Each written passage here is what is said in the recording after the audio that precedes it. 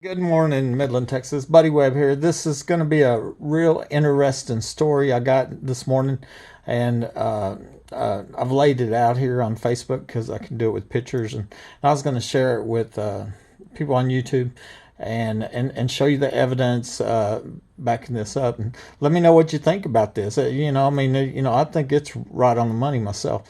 The title headline here I put did you have electricity on the tie wire? Okay, and this is a really short read, so I'm going to read this to you here. And it says, at the emergency room, after I had been ambushed and shot, I was telling Midland Police Detective Rosie Rodriguez that I'd tie-wired my spare doors shut after recognizing that somebody had been inside my home once again. I'd been reporting burglaries to my home for 14 months, called the police, Texas Rangers, FBI. That was before I was ambushed and shot during a burglary. Okay. She then asked me in a smart tone of voice, "Did you put electricity on it?" And, here I'd just been shot, ambushed and shot inside my own home, And now we know there was a burglar trapped in that guest bathroom. Anyway, this weird question told me that she knew about the home invasion from 2 weeks earlier on January 14th, 2012, when I put electricity on my bedroom doorknob. I had built a quick safe room, but how did she know that? Because remember, that was 2 weeks earlier. And I would later suspect that Oilfield Landman attorney Matt Hyman was in my hallway and got electrocuted while trying to break into my bedroom with his friends on January 14th, 2012. Okay. It makes sense that his friends saw him get electrocuted, but they chose to let him die rather than calling for an ambulance to save his life. They were more worried about going to jail than they were for the life of their friend. And see, the reason I did that day, because I recognized, somebody's trying to come in my bedroom, and it was a very long night. They knew. I knew it was more than one person, okay? The premeditated murder attempt 2 weeks later may have been retribution and the motive for murder because their friend died, okay? And actually, the truth is they let their friend die. Real law enforcement needs to have a serious conversation with MPD Detective Rosie Rodriguez, okay? Because somehow she knew about this home invasion from 2 weeks earlier that I hadn't reported to the police. Breaking into a private home to murder an innocent homeowner is a very serious crime. This is what Charles Manson and his gang did, right? Y'all know who Charles Manson, right? And that's what they did. Sharon Tate went to a private home and murdered her. Okay, and this is a picture from my outside security cameras. And I'd recognized after I shot, I found out my phone lines were cut. That forced me to crawl out on my hands and knees. It's time stamped at 10:42, January 2012. And there at the top, it's pretty much what I just said. At the ER, Detective Rosie Rodriguez asked me if I had electricity on the tie wire. This told me that she knew about the home invasion from 2 weeks before this night when I put electricity in my doorknob and when it's suspected that Matt Hyman died. Okay, and this is the nurse's assessment notes from my permanent medical record at the hospital, and it's at 11:27. I crawled out at 10:42, so less than an hour after I had actually God saved my life. I crawled out and survived this premeditated capital attempt murder. And remember, why is it premeditated? Because they had to load their guns and drive from their home to my home, right? I mean, they came to my home to kill me. They didn't accidentally break into my home and accidentally shoot me. That was on purpose, And here I'm saying, sirens were going off, burglar alarms that I put in my attic were going off. I'd reported somebody in my attic a year before that. Now homeowners all over Midland, Odessa are documenting reporting people in the attic, and I think it's part of a widespread racketeering crime ring, Burglar alarms kept going off. But the big thing here is my neighbors are no here. I was tie wiring my doors to keep them out, okay? And so that was the nurse documenting what I was saying. And I'm just going to back that out. My next comment here on down, it says, after I survived the murder attempt, I checked the obituaries for January 14th, 2012. That was the day from 2 weeks before I was shot, and when I stopped a home invasion by placing electricity on my bedroom doorknob. I found where 33-year-old Matt Hyman died, and on the same day at the same time of a surprise heart failure. Electricity stops the heart, and I would suspect that Landman are connected with oil show parties. It looks like Matt Hyman's friends, who were also Landman, let him die in my hallway. And now I say that two of his his friends threatened me. They're the ones that were landman. I don't know if they were here or not, but they should be asked that. And that would be Chris Mertzen and Brian Hillman. It also looks like MPD Detective Rosie Rodriguez knew this, okay? And obviously, her asking this weird question of saying, I tie wired my doors, and she, in a smart tone of voice, says, did you put electricity on it? Well, that told me that she knew about the previous murder attempt from 2 weeks earlier that I stopped by putting, building a safe room and putting electricity on my bedroom doorknob. These killers are breaking into my home, with guns, the armed and dangerous killers, And so because I knew that, I went back and checked the obituaries, and I found where this young man, 33 years old, died on the same day at the same time of a surprise heart failure nobody knows he had, okay? And electricity stops the heart, and his obituary told me he's a landman. Well, I already suspected landman and slash attorney was going to be connected with oil show parties, and that's what's believed that's going on in the underground facility in the backyard. And I also seen where he worked for Cotton, Bledsoe, Ty, and Dawson, which just happens to be the attorney for the city of Midland, okay?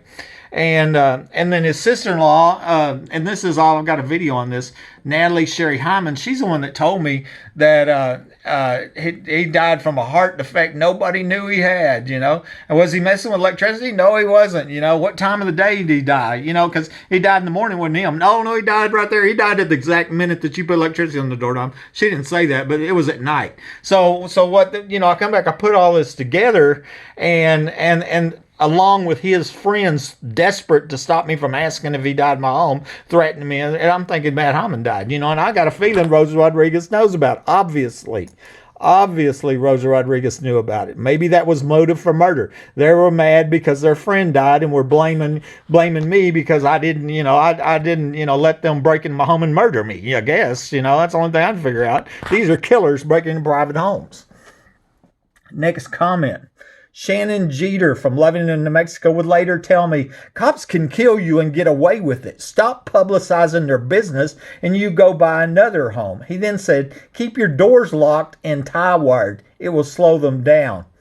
He was insinuating that it was cops that tried to murder me, and he also knew about the tie wire. Real law enforcement should have a conversation with Shannon Jeter, right? And don't you think that's kind of interesting? He would use these words and say that cops can kill you and get away. Stop publicizing their business. What is their business? Breaking into homes and murdering homeowners, and collecting life insurance checks. What is their business? What is he talking about? Go buy me another home, And isn't this America? I worked all my life. I saved my money and I bought the American dream. Unless they want to pay my price, then they can't buy my home. And of course, they're trying to terrorize me out of my home because this home was rigged for murder, racketeering, burglary, theft, etc. That's why they want me out of my home. The other interesting thing, bigger people than you can perceive. And I believe that to be true. And, and I wonder who them people are. Obviously people that were probably in the backyard in the underground facility, okay? But the weird thing was, keep your doors locked and tie wired shut. It will slow them down. Slow who down? The cops that can kill you. That's what he's saying, okay? Shannon Jeter. Police need to talk to Shannon Jeter, Shannon Jeter needs to talk to the police, I think. If you got information on capital attempted murders and multiple murders, then I wouldn't keep that secret. Next, before I was ambushed and shot, my cell phone was stolen, my home phone lines were cut, and my bedroom camera was terminated. I was supposed to bleed out and die when they shot me directly in an artery and found myself with no communications. Okay. After I returned from the hospital, I found this picture of Midland Detective Rosie Rodriguez leaned over my nightstand where my stolen cell phone was planted. Standing next to her was MPD Officer April Chandler, and it looks like they waited for the other police to leave my room before planting my phone. I posted this picture before and even recently. And they had accidentally started my bedroom security camera that night, and I'm in surgery at this time. And where I found my stolen cell phone was behind this nightstand behind my bed, and you can see Rosie Rodriguez leaned over, and I believe she was planting my phone there. Because when I got out of the hospital, got back home, that's where I found my stolen cell phone was, and then my home phone was magically back working And then it was April Chandler standing next to her, and and even that's not in this video, but when I crawled out and went to 7-Eleven, Rosie Rodriguez meets me there, climbs in the front of my truck. I didn't know who she was. I actually thought she was a good cop. I was excited the police were there.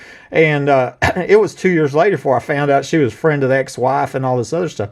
And then when I see the police reports, April Chandler lies, and she says she's the one that crawled into my truck, and Rosie wasn't even there, and they both lied, okay? And then I found on the police report, which I didn't get till 7 years later, where the timestamp shows April Chandler, it proved April Chandler was lying, and that she was at the hospital at 11:03, and the police report shows she was at the 7-Eleven, and that's what I'd said all along. It was Rosie that climbed in my truck. They both lied, and I don't know why. Maybe because Rosie was close friends with ex-wife that I'd filed divorce on 5 days earlier. I don't know.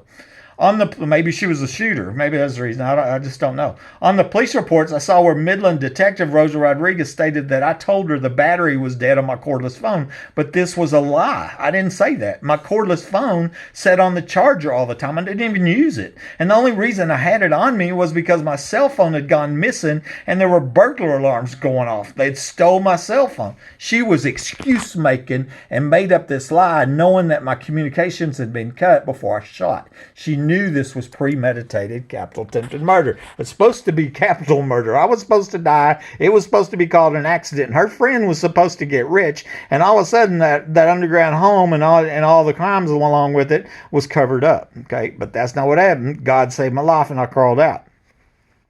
So this is from the narrative of the police reports for the information report. And this is Rosie Rodriguez here, and I contacted Buddy Webb at the ER. He stated he lived here. He said he was locking up for the night, and he told me he locks all his doors and windows before going to bed. And he had a 12-gauge shotgun leaned against the wall, and it accidentally fell over and shot his ankle. That was all a lie. I did not say that. I had burglar alarms going off. I didn't say I was locking up for the night and my gun accidentally fell over. That was a total lie. I had burglar. That's what I said. I had burglar alarms. The nurse's notes show what I said. I was under a home invasion. I wasn't going to bed. But anyway, she goes on to say, Buddy said his phone was not charged. No, I didn't. The cordless phone sat on the charger all the time. It was fully charged. The only reason I had the cordless in my pocket is because my cell phone had been stolen, had disappeared from my home, and I had burglar alarms going off. And then when I'm shot, I find out my home phone line's cut too. I had no communications. I was supposed to bleed out and die. This was premeditated, cold-blooded murder. Is what this was. Except I lived.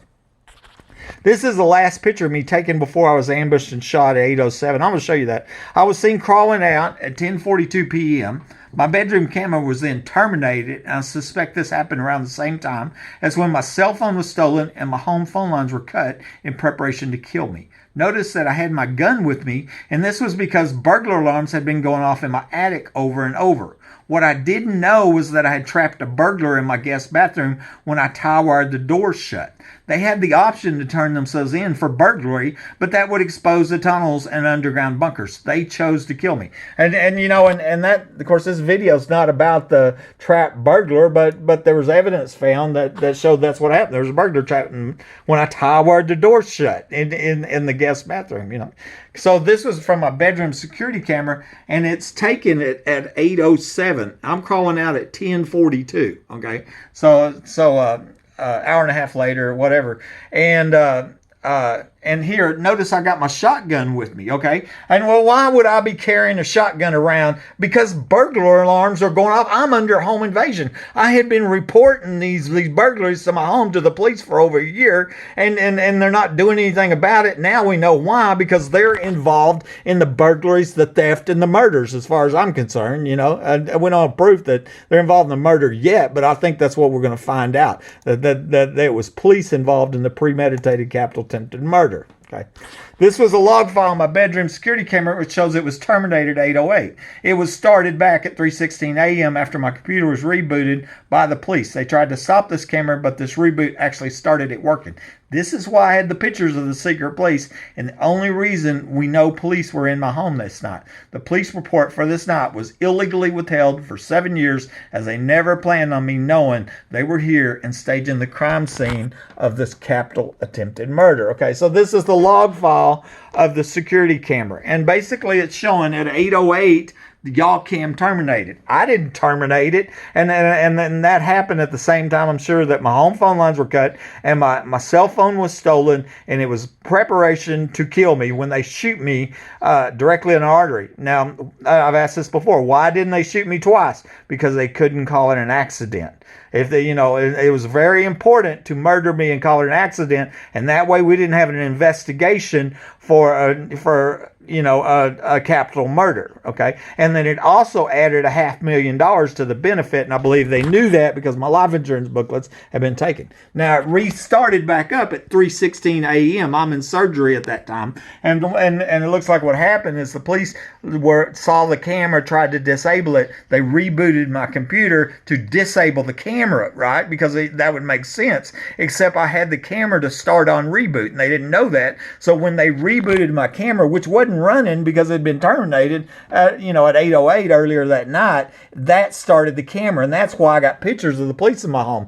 Well, I come home, found pictures of police, and I didn't have the police report because they were illegally withholding it. That's what caused the secret police and made them go world famous, first known secret police in the history of America, etc. Okay. 3 days after the murder attempt, Detective Rodriguez comes to the hospital and asks me to sign a consent to search form, and pretending they were going to my home to start the investigation. I didn't know. Now, the key point, to start the investigation. I didn't know they had already been in my home, and she didn't know they'd been caught on camera. She didn't submit this form into evidence until 5 months later, and I'm sure she only did that because she found out by then about the secret police pictures because they were being posted on Facebook. My bedroom security camera took pictures of both entries, the one from 12912 and the one from 2112. Okay, but the only police officer in both sets of pictures was MPD Detective Rosie Rodriguez. It's believed that the trap door from where I was shot, MPD officers Davis, Dickey, Chatwell, Angel, and Hale had entered my home from, was covered up between these two police entries. Okay, so that's what they were doing within the 3 days. They were staging the crime scene, and the only known entry was supposed to be that second one. And as you'll notice, there was no consent to search form on the night I shot, and they withheld the police report for 7 years on it. And the only reason they got we know about it is because they started that camera when they tried to disable the camera. Okay, so here at the hospital on February 1st, 3 days after I'm ambushed and shot, a consent to search form. And like I said, at this time, they're playing a big old con job. We're going to go to your house, start the investigation. They're not telling me they've already been in my house for 3 days, staging the crime scene, planting my stolen phone behind my nightstand and pouring concrete and covering up the trap door, and rigging, and stealing my shotgun shells and all the other crimes that was committed. So here is this is from the evidence log of when the consent to search form is turned in, and you see it June 25th, 2012. Okay, and I think that's 4 months, 28 days later. 5 months later, that consent to search form, and on the same day, Rosie Rodriguez closed the case herself, personally. And I think it's very possible we need to look at that she might have been the shooter. She could have been the would-be killer in a premeditated capital attempted murder, and she's the one that personally closed the case. But that consent to search form she kept in her personal possession for 5 months. She also kept these photos because one of the pictures of the secret police pictures showed her holding a camera, okay? And then a victim statement that she was withholding. And then and these two drawings that I had given them at the hospital where I suspected might be the hidden entrances to my home. Okay.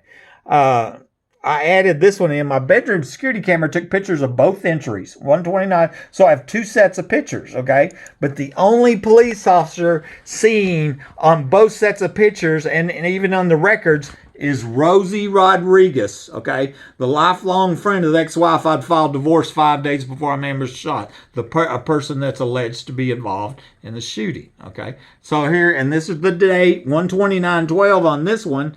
And that was secret police. She wasn't identified until 6 years later. And this is, here she is, Detective Midland Rosa Rodriguez, trying to solve crime and be a good police officer, right? What a dirty, she's the dirty of the dirty, right? February 1st. And you know what? I recently heard that she's still a police officer. How scary is that? Don't you wonder how many murders that she has covered up, for this crime ring, or even been involved in? I mean, there's some serious questions need to be asked about that dirty cop.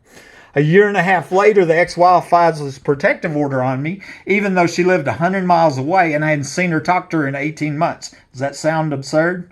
Before court, my attorney notices that impeded detective Rosa Rodriguez is sitting next to my ex-wife and her family like they were old friends. When Rosie was on the witness stand and under oath, my attorney asked her if they knew each other prior to the shooting, and to our surprise, they were lifelong friends and had gone to elementary school together. I had filed for divorce 5 days before I was ambushed and shot. So this is part of the transcript from the case where Rosie Rodriguez is asked, did y'all know each other? Yeah. I guess we went to elementary and junior high together. I guess we might have known each other all our lives. Okay, and so 8 months after the murder attempt, I'm contacted by Arthur Welch. And I didn't know him at the time, who tells me that he was the boyfriend of the ex-wife during the time I shot. He then tells me he thinks she had a lot to do with the shooting from the things she said, and that she threatened to have him killed too. She had taken my life insurance books a few weeks before the murder attempt, and they showed that if my murder was ruled an accident by her friend, right, Rosa Rodriguez, then it would add an additional $250,000 and 2 years pay to the benefit. Of course, the big prize was a special rigged home and the underground bunker in the backyard, believed to have been where the oil show parties were held. Okay, so I work for DCV Midstream, Duke ConocoPhillips, big oil, gas company. And this is from my book, Accidental Death and Supplemental Accidental Death. 2 times annual base pay and $250,000. This is additional, okay, because altogether is about $1.6 million or something, including the house and all that, which that's the big prize, is the house, okay.